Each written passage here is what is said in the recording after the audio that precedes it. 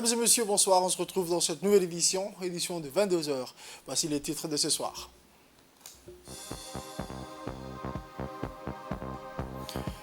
Le chef de l'État a présidé les travaux de la 8e séance du Conseil des ministres.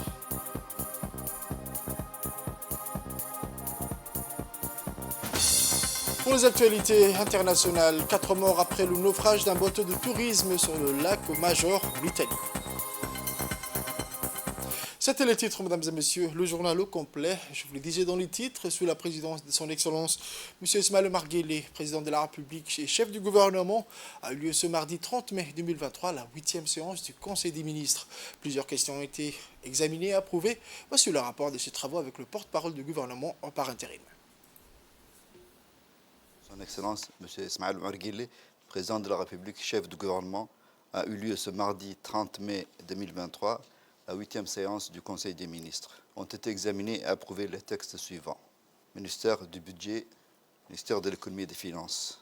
Première question. Communication sur l'évaluation de la performance du système de gestion des finances publiques suivant la méthodologie PEFA. Le ministère du Budget et le ministère de l'Économie et des Finances ont présenté conjointement la première évaluation du système de gestion des finances publiques de la République de Djibouti. Première évaluation selon la méthodologie PEFA, qui veut dire Public Expenditure and Financial Accountability. C'est un système de gestion des finances publiques et de reddition de comptes. Cette évaluation a été réalisée par une équipe d'experts internationaux en gestion des finances publiques, accompagnée d'experts et de cadres nationaux. Cette évaluation externe a été réalisée à la demande des autorités nationales par la Banque mondiale, l'AFD et l'Union européenne, afin de mesurer les forces et les faiblesses du système de gestion des finances publiques. La méthodologie PEFA permet en effet de renseigner sur le processus d'élaboration et d'exécution du budget et permet de mesurer l'adéquation entre le système actuel et un niveau optimal du système de gestion des finances publiques. Cette évaluation de la performance s'est déroulée entre mars 2022 et novembre 2022 et a porté sur 3 exercices clôturés, à savoir 2018, 2019 et 2020. Le PEFA permet d'analyser la manière dont les performances dans les différents domaines de la gestion des finances publiques influent sur la réalisation des 3 principaux objectifs financiers et budgétaires complémentaires suivants. 1. Le maintien de la discipline budgétaire. 2. La capacité de définir des stratégies publiques et d'allouer des ressources en tenant dûment compte de ces stratégies. Et 3. La fourniture efficace des services publics. Cette évaluation a mis en exergue que le système actuel nécessite, en l'état, certaines améliorations qui concernent, premièrement, les aspects de la discipline budgétaire et financière. Deuxièmement, la gestion des investissements publics. Troisièmement, la prise en compte de la dimension d'efficience dans le cadre du budget et du reporting annuel.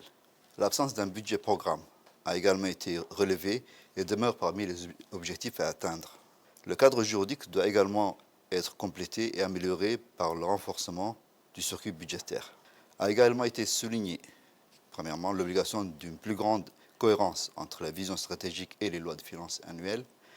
Deuxièmement, l'absence d'une approche programmatique du budget. Troisièmement, l'absence d'interface entre la chaîne des dépenses et les chaînes de recettes, impôts et douanes, de manière à disposer d'un système intégré d'information budgétaire. L'évaluation a également mis en exergue le besoin d'une stratégie de réforme des finances publiques qui permettra non seulement à améliorer la qualité de gestion de ces dernières, mais aussi de tendre vers des normes et critères méthodologiques internationaux. Il a été indiqué que cette évaluation diagnostique permettra de documenter et de faciliter l'élaboration d'une stratégie globale de réforme de la gestion des finances publiques et la préparation des plans d'action opérationnels chiffrés déclinés en priorités stratégiques et en actions concrètes.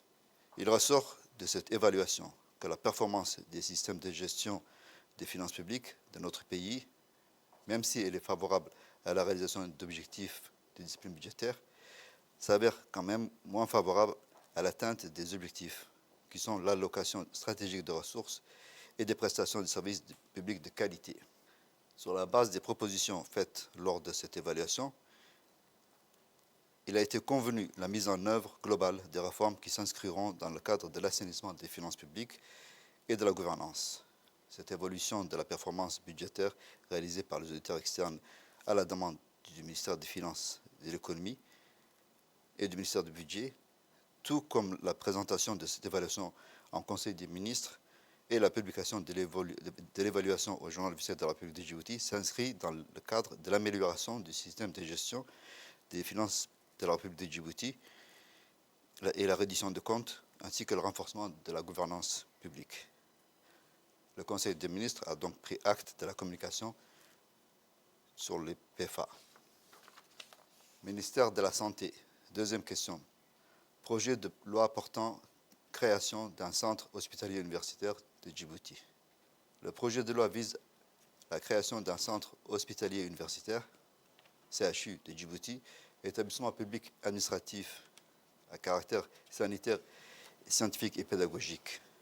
Le centre hospitalier universitaire permet de fédérer 4 établissements hospitaliers qui sont l'hôpital Pelletier, l'hôpital de Belbela Chero, l'hôpital pneumologie Shakib Saad et la maternité Dar al-Hanan. Ce centre vient accompagner la réforme du système de santé djiboutien que le ministère de la Santé a amorcé en 2022 par l'organisation d'un symposium national sur la santé. Il constitue aussi une action indéniable dans la mise en place d'un plan national de développement de la santé 2020-2024 qui ambitionne l'accélération des progrès vers la couverture sanitaire universelle et l'atteinte des objectifs de développement durable, notamment ceux liés à la santé, et ce, en assurant une offre équitable des soins de qualité pour tous et partout dans le pays et qui répond aux besoins de la population. La concrétisation de ce projet s'inscrit parfaitement dans la politique de santé, notamment le droit à la santé comme mission essentielle de l'État. Ce projet de loi précise et définit les différents organes d'administration de la structure. La mise en place du CHU de Djibouti participera fortement à compléter l'effort et l'offre de soins hospitaliers existants en rehaussant les soins de santé et en assurant la disponibilité des soins tertiaires et universitaires dans notre pays. Le CHU de Djibouti permettra également de renforcer la synergie au sein des structures sanitaires et au bénéfice de la population. La création du CHU de Djibouti vise aussi le renforcement des activités liées à la santé publique, notamment les activités de la promotion de la santé, de la prévention et celles qui relèvent de la sécurité sanitaire. Le but de ces réformes est d'améliorer la performance des hôpitaux sur le plan de la gestion et de la qualité. Nous allons poursuivre avec la deuxième partie du rapport des travaux de cette 8e séance du Conseil des ministres, toujours avec le porte-parole du gouvernement par intérim. Supérieur et de la recherche. Troisième question. Projet de décret portant en création du statut particulier des ingénieurs et des techniciens des systèmes spatiaux. Le projet de décret vise à créer le statut particulier des ingénieurs et techniciens des systèmes spatiaux. Ces ingénieurs sont amenés et ces techniciens sont amenés à gérer l'ensemble des activités scientifiques et techniques relatives à la conception et à la réalisation des systèmes spatiaux, ainsi que leur gestion avant, pendant et après les opérations de vol. La création de ce statut particulier s'avère nécessaire en raison de la spécificité ou de la sensibilité des missions poursuivies par le personnel de ce corps. Le projet de décret précise les modalités de rémunération et de bonification, ainsi que les avantages auxquels peuvent prétendre les ingénieurs de développement et de gestion des systèmes spatiaux et les techniciens supérieurs. Ce texte vise donc à mettre en place un statut spécifique pour les personnels possédant les formations et les qualifications professionnelles dans le domaine de l'industrie spatiale. Le ministère du Budget. Quatrième question. Projet d'arrêté portant modification de l'arrêté numéro 35 de 2017, du 25 janvier 2017, portant affectation d'une parcelle de terrain au profit du ministère de la Justice et des Affaires pénitentiaires chargé des droits de l'homme. Le projet d'arrêté a pour objet la modification de l'arrêté numéro 2017-035 PR/MB du 25 janvier 2017 portant affectation d'une parcelle de terrain au profit du ministère de la Justice et des Affaires pénitentiaires chargé des droits de l'homme. La dite parcelle de terrain, sise dans l'ancienne gare, affectée au profit du ministère de la Justice et mise à la disposition de la Cour suprême, est transférée au lot numéro 49 bis du même lotissement et d'une superficie de 3700 m² au profit de la même institution.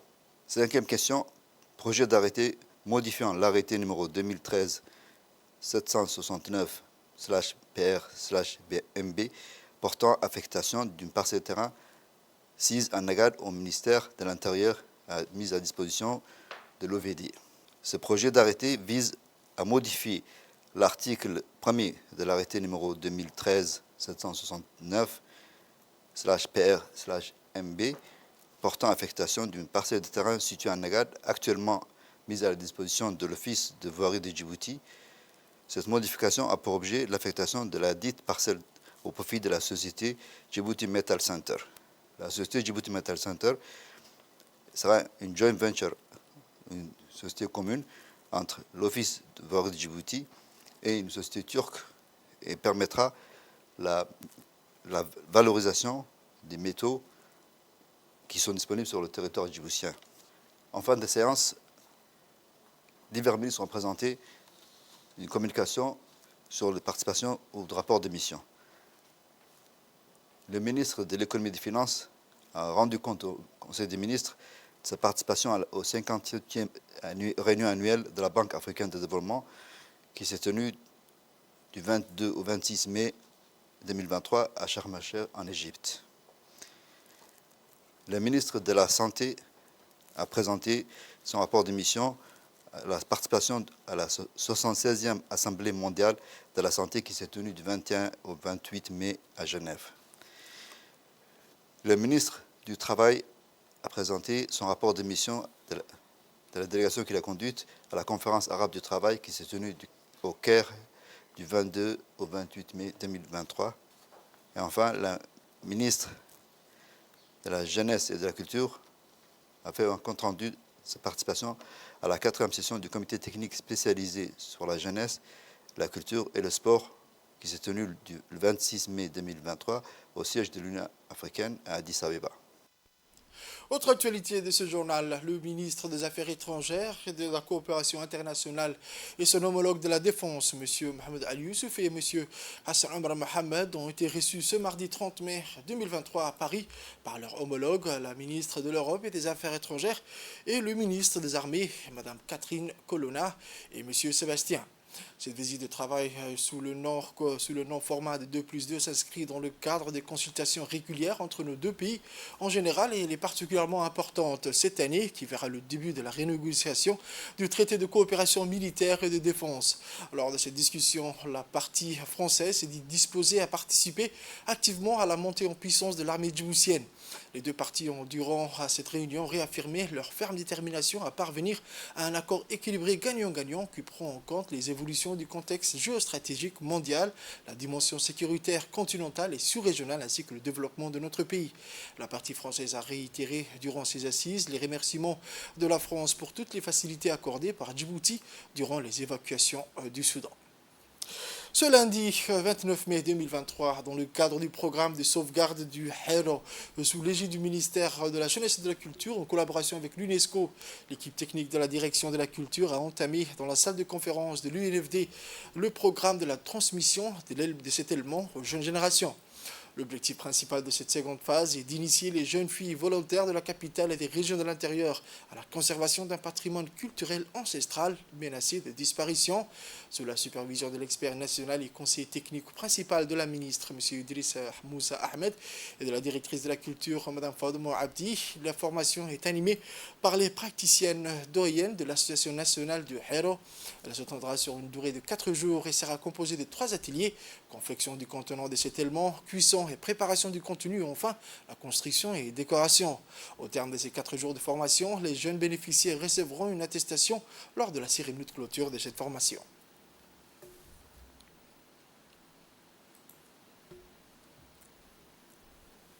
Du 24 au 25 mai 2023, le colonel Waïs Omar Bokoré, commandant de la garde-côte djiboutienne, a pris part à la première réunion du comité directeur de l'IORIS qui s'est déroulée à Bali, en Indonésie, aux côtés des responsables issus des 53 institutions maritimes des pays de la région Indo-Pacifique.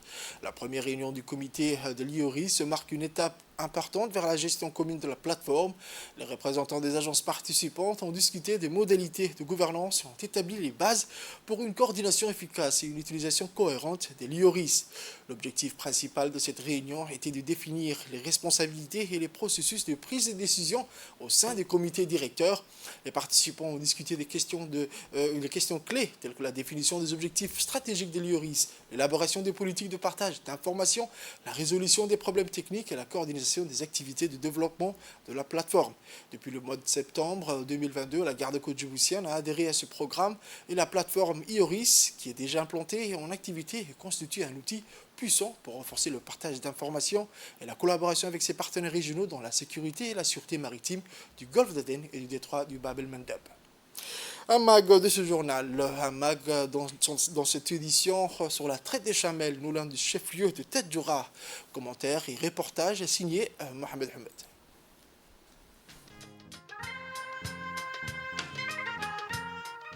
La saison de pluie a été meilleure cette année dans la région de Tajoura, comme en témoigne l'abondante verdure, aussi bien sur les bordures de route que sur les montagnes.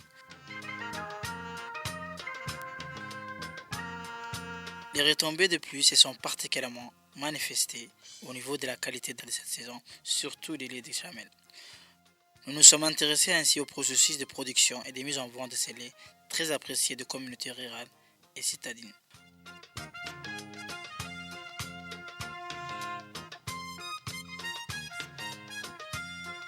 Pour comprendre cela, nous nous sommes rendus aux zones rurales, notamment à 14 km de chef-lieu de Tajoura, à Makardaf. Nous sommes allés à la rencontre d'une famille qui vend les laits de chamelle. Vers 17h30, c'est l'heure de retour des chamelles, la traite du lait peut commencer. À 2 ou à 4 mains, l'opération n'a pas de secret. La traite des chamelles se fait à deux. Il traite d'une main et tient le récipient de l'autre.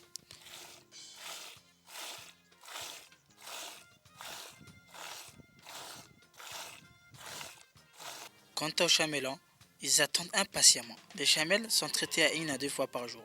Les petits et détachés et conduits auprès de leur mère, les éleveurs font téter quelques instants simplement pour amorcer la montée du lait.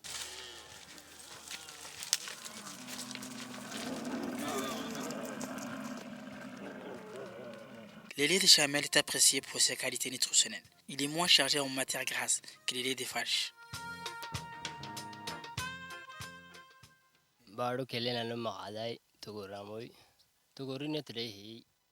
On est à Makardaf, à quelques kilomètres de chef-lieu. Tajoura est proche. Il faut récolter les laits, c'est autour de la vente. Nous le vendons au bord de la route. Et aussi, on a chemin vers Tajoura. Traiter une chamelle n'est pas difficile. On peut le faire dans toutes les situations. Nous avons que ça pour le travail. Une fois récolté les laits, c'est au tour de la vente.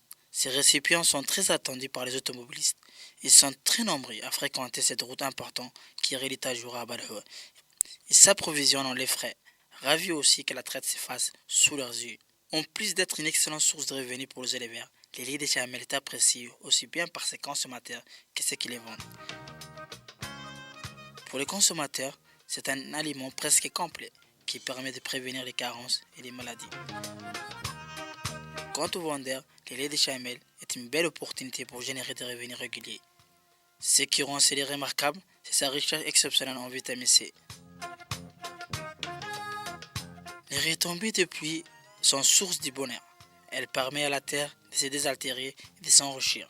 Et aussi, elle améliore les conditions de vie de ces populations rurales comme source de revenus. Je vous emmène à Douda, où dans le cadre de la nouvelle politique du secrétariat d'État chargé des sports, qui consiste à promouvoir les disciplines méconnues ou peu connues dans le pays, une équipe du secrétariat d'État chargé des sports s'est rendue sur le terrain de golf de Douda pour une visite d'inspection avant les portes ouvertes et les compétitions à venir. Le terrain de golf de Djibouti est situé à quelques kilomètres de la ville, dans un cadre agréable et semi-verdoyant. Il dispose de plusieurs parcours, ce qui permet aux joueurs de tout niveau de s'exercer.